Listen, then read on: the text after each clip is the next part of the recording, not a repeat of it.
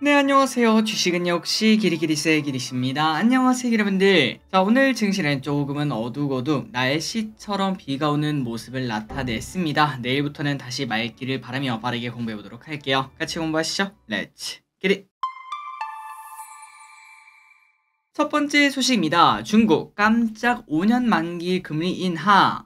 엄청나게 서프라이즈까지는 아니지만 그래도 중국 정부가 조금은 부양책에 진입하는 모습이라고 합니다. 5년물이 0.25%가 하락했다고 하니까 아마도 부동산 부양 의지가 아니겠는가 이렇게 해석한다고 하고요. 물론 이 와중에 1년 만기는 3.45로 여전히 동결하고 있어서 아쉬움은 조금 남는다고 합니다. 그런데 그럼에도 불구하고 이 정도면 충분한 호재라고도 볼 수 있다고 합니다. 어제 우리가 춘절에 소비 심리가 폭발했다는 내용을 봤었는데요. 여기에 제한적이지만 이렇게 부동산 부양 의지도 나타냈기 때문에 아마도 중국 증시가 이제는 바닥치고 올라가 주지 않겠나, 이러한 기대감을 가지는 투자자들이 하나 둘씩 늘어나고 있다고 합니다. 저 길이 또 조금 그렇게 생각하는 편인데 어떻게 될지 계속 보도록 하겠습니다. 다음입니다. AI 소라, 이 기대감이 계속적으로 나타난다는 소식입니다. 우리나라 증시에서 몇 자만 적으면 영상을 만들어주는 소라에 대한 기대감이 계속되고 있습니다. 그러다 보니까 관련주가 급등하고 있다고 하는데요. 관련주가 뭐가 있는지 조금만 보고 넘어가도록 할게요.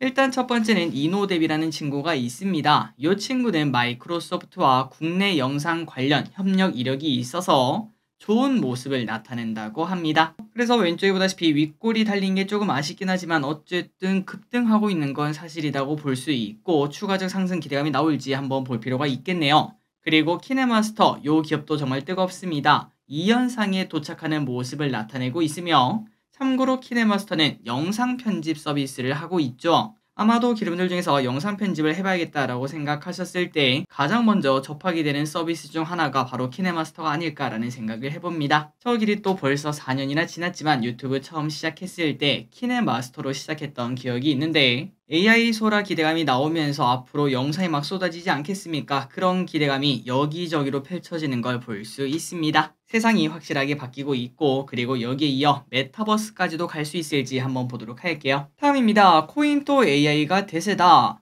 최근 비트코인이 7천만 원을 넘어서고 잠시 횡보하는 모습을 보이고 있는데 이 와중에 AI 테마 코인들이 강세를 나타낸다고 합니다. 아마도 코인에 대해서 모르신다면 전혀 감도 안 오실 얘기 같은데요. 아니 길이 그 주식 투자도 아니고 무슨 AI 코인이 있냐 라고 하실 텐데 AI 코인이 도대체 뭔가 봤더니 바로 대표 주자인 월드코인이라는 친구가 있습니다. 이 친구가 왼쪽에 보다시피 매우 급등하는 모습을 보여주고 있고 그리고 이 친구가 왜 AI 코인인가 봤더니 바로 이 코인 월드코인이 샘 올트만 오픈 AI CEO죠. 이 사람이 개발한 코인이라 그 영향을 받았다고 합니다. 그러니까 뭐 관련주 같은 관련 코인이다 이렇게 말을 해볼 수 있겠죠. 당연히 월드코인 말고 다른 AI 관련된 코인도 있다고 합니다. 그 친구들도 요즘 들어 좋은 모습을 나타내고 있다는 소식입니다.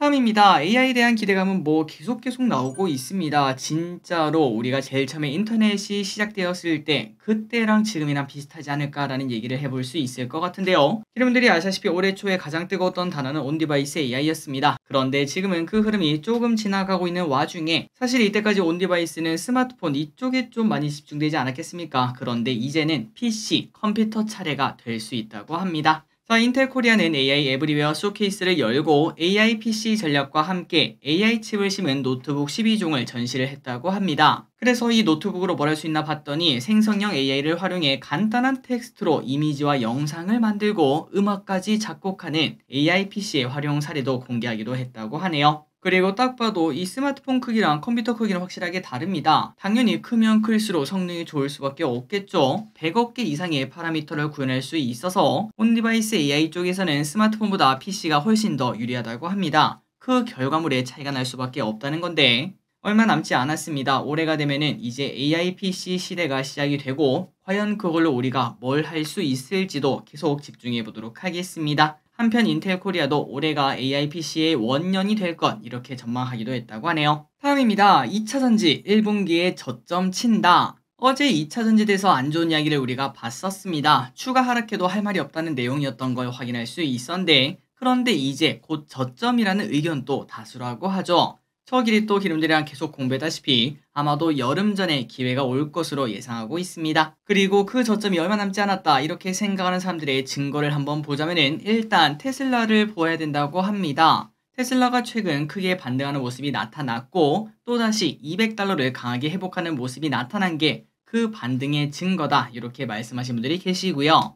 그리고 최근 들어 리튬 가격이 심상치 않다, 이제 저점 다졌다 이런 얘기를 하고 있습니다. 리튬 가격 반등은 양극재 기업의 실적 개선에 영향을 줄 수 있으니까 기대가 된다는 건데 왼쪽에 보시면 오른쪽으로 기어가는 모습을 나타내고 있죠. 다만 이게 올라가는 흐름은 아직까지는 아니라서 조금은 시간이 필요해 보인다라고 말씀드리고 싶습니다. 어쨌든 이 리튬 가격이 제대로 반등만 해준다면 거기서 기대감을 가질 수 있고, 그리고 마지막으로 이제 당장 다음 주 월요일이죠. 저 PBR 발표가 임박했는데 뉴스에 팔아라 흐름이 나타날 확률이 매우 높다고 합니다. 그렇게 되면 결국 이때까지는 저평가 위주인 저 PBR 이쪽으로 돈이 많이 갔지만 그게 쭉 빠져나오게 되고 결국 그 돈이 다른 곳으로 가야겠죠. 당연히 또 갈 곳은 성장주밖에 없으며 그 중심에는 2차 전지가 포진해 있다, 이러한 시각을 가지고 있다고 하네요. 그래서 이제 앞으로는 저 PBR과 2차 전지가 시소처럼 한 놈이 올라가면 한 놈이 떨어지고 이런 흐름이 나타날 수 있다고 하는데 과연 이 의견이 맞을지도 우리가 지속적으로 체크해 보도록 하겠습니다. 다음입니다. 사이버트럭 하자 신청. 자, 왼쪽에 보시다시피 사이버트럭 보기만 해도 튼튼하고 어딜 박아도 멀쩡할 것 같은 그런 느낌을 주고 있지만 그런데 빗물에 취약하다는 특징이 나타난다고 합니다. 설마 라는 생각을 하긴 했지만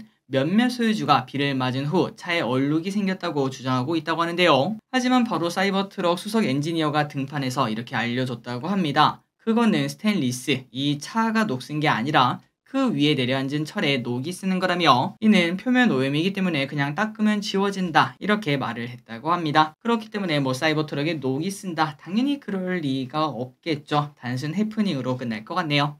다음 소식입니다. 전기차 보조금 이야기 보도록 하겠습니다. 전기차를 올해 관심있게 보고 한번 사볼까 고민하신다면 참고하시기 바래요. 국내 차와 수입차의 국비 보조금 격차가 더 늘어났다고 합니다. 바로 그냥 예시를 보자면 아이오닉 6 롱레인지를 사려면 최대 690만원의 할인을 받을 수 있다고 합니다. 하지만 테슬라 모델 Y는 195만원 밖에 받지 못한다고 하니까 확실히 할인폭 차이가 무려 500이나 나는 걸 볼 수 있죠. 이런 부분은 국내 차량의 판매량 이쪽에 좀 큰 영향을 줄 수 있다고 봅니다. 이러한 흐름에 힘입어 현기차의 전기차도 계속 성장하기를 진심으로 바랍니다. 다음입니다. 자동차 봉인제 폐지. 사실 볼 때마다 저게 왜 있나 싶기도 했던 그 자동차 번호판 봉인 알고 계신가요? 그리고 혹시나 아마도 모르셨던 분들도 많으시겠지만 차량이 오래되면서 아니면 무슨 이유 때문에 혼자 그게 떨어질 가능성도 분명히 있었습니다. 그런데 그게 떨어진 걸 모르고 그냥 다니다가 혹시나 그게 걸렸다, 범칙금 10만원을 내야 되기도 했었죠. 한 2년 전인가 3년 전에 저희 아버지가 갑자기 막 화를 낸 적이 있으셨습니다. 그때 왜 냈나 봤더니 고속도로에 차량을 주차하고 이제 조금 쉬고 계셨는데 갑자기 그 경찰관이라고 될지 모르겠지만 그거를 단속하시는 분들이 와서 번호판 봉인이 떨어졌다며 이렇게 범칙금을 내셨다고 합니다. 그때 아버지는 사실 우리가 그거를 확인한 사람은 없잖아요. 매우 억울하셨던 기억이 있는데 그런데 이게 드디어 사라진다고 합니다. 62년 만에 폐지가 된다고 하네요. 그나저나 이게 왜 있었던가 하고 봤더니 바로 차량 도난, 위조 등을 막기 위해서인데 이제는 사실상 의미가 없게 폐지가 되고, 그리고 추가적으로 번호판 봉인 말고 음주 측정 불응자도 사고 부담금을 부과를 한다고 합니다. 고로 음주 측정 불응을 하게 되면은 자동차 보험 보호를 받을 수 없다고 하니까 이제는 음주 측정을 피하는 그런 꼼수 전혀 안 통한다고도 볼 수 있겠네요.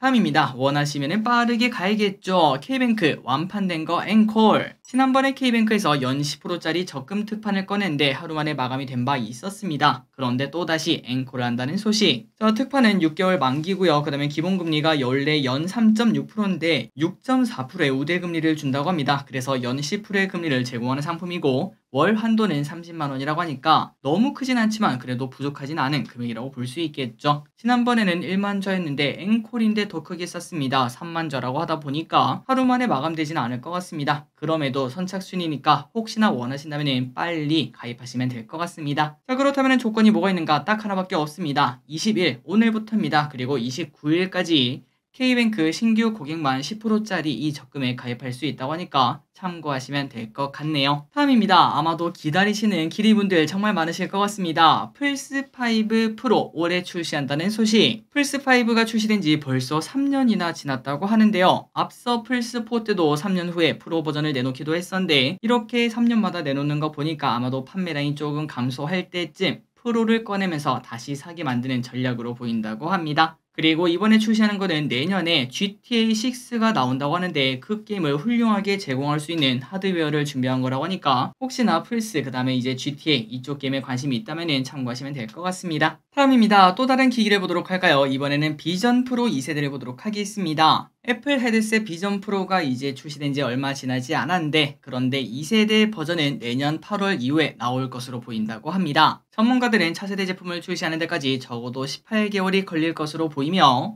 매년 업그레이드 되지는 않을 것, 아직까지는 조금 시간이 필요할 것 이렇게 본다고 하네요. 참고로 비전 프로가 출시 후 20만 대 가량 팔렸다고 알려져 있는데 예상외로 반품 요청도 조금 이어진다고 합니다. 비전 프로가 멀미와 두통을 유발하며 무거운 무게도 착용이 부담된다는 이유들 때문이라고 하는데 저 개인적으로 원래 FPS 게임, 총 싸움 게임을 해도 몇몇 분들은 멀미를 하시는 분들이 계시죠. 아마 그런 식으로 개인차가 좀 있지 않을까라고 생각이 되고 그리고 개인적으로 비전 프로는 나름 성공했다고 생각합니다. 그리고 올 여름쯤 삼성과 퀄컴, 그 다음에 구글이 힘을 합쳐서 만든 새로운 기기가 등장하지 않겠습니까? 아마도 그 전부터 또다시 메타버스 관련주가 좋은 흐름을 나타내주지 않을까라고 예상을 해봅니다. 지속적으로 메타버스 쪽도 보도록 할게요. 다음입니다. 연예인 소주가 오랜만에 등장.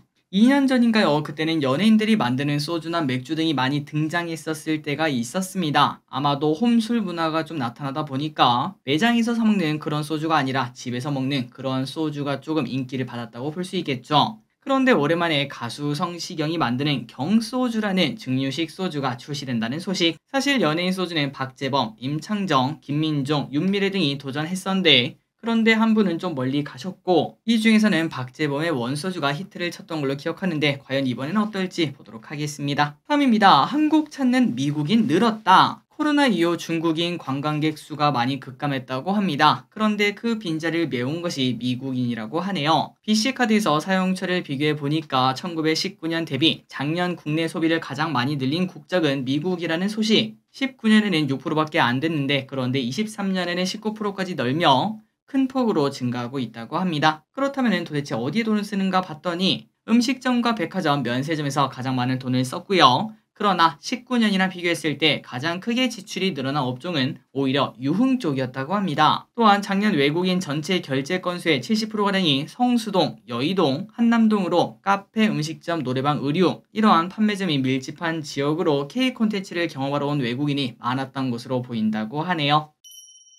다음입니다. 여전히 물러나지 않는 싸움. 의협에서는 계속 반대하고 있지만 정부에서는 강행을 하는 모습입니다. 대통령이 직접 2,000명 증오는 최소한의 수다 이렇게 언급까지 하는 모습이 나타나 어제는 비대면 의료 관련주가 뜨거웠고 오늘은 교육주가 뜨거운 모습을 나타내며 형님 먼저 아우 먼저를 하고 있다고 하네요. 그리고 지금 정부에서는 공공병원, 군병원까지 총동원한 모습이 나타난다고 하는데 언제 합의가 나올지 조금 걱정이 많이 됩니다. 환자분들에게 피해가 최소한이길 진심으로 바랍니다. 다음입니다. 나스미디어라는 기업을 보도록 할게요. 자, 나스미디어라는 기업 아마 생소하신 분들도 계실 텐데 KT 계열 디지털 미디어 랩사라고 합니다. 광고 회사에 조금 가깝다고 볼 수 있고 보통은 넷플릭스 광고 수혜주, 넷플릭스 광고주로 알고 계시죠.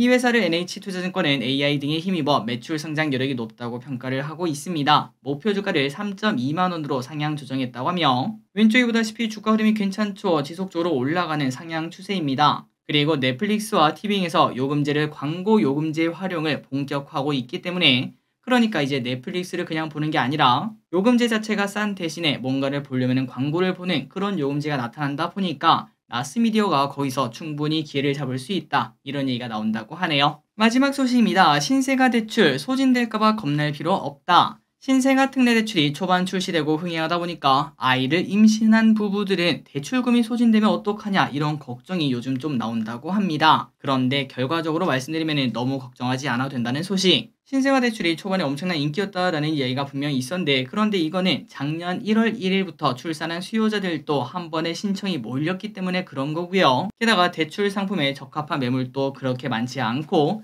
금리 인하 전망 등이 겹치면서 신생아 특례 대출이 빠르게 소진되지 않을 것으로 보인다고 합니다. 그리고 또 하반기가 되면은 시중은행 담보대출이 오히려 신생아 특례 대출보다 더 나을 수 있다는 예측도 있기 때문에, 그러니까 금리가 떨어질 수 있기 때문에 이 부분에 대해서 걱정은 지금은 굳이 할 필요가 없다고 하네요. 혹시나 이제 대출을 알아보고 계시다면 참고하시면 될 것 같습니다. 자, 오늘의 공부 여기까지 끝났습니다. 오늘 공부는 조금 빠르게 마무리하고 끝내보도록 하겠습니다. 증시가 좋을 때 길게 공부해보도록 할게요. 지금까지 길이셨습니다. 빠이요.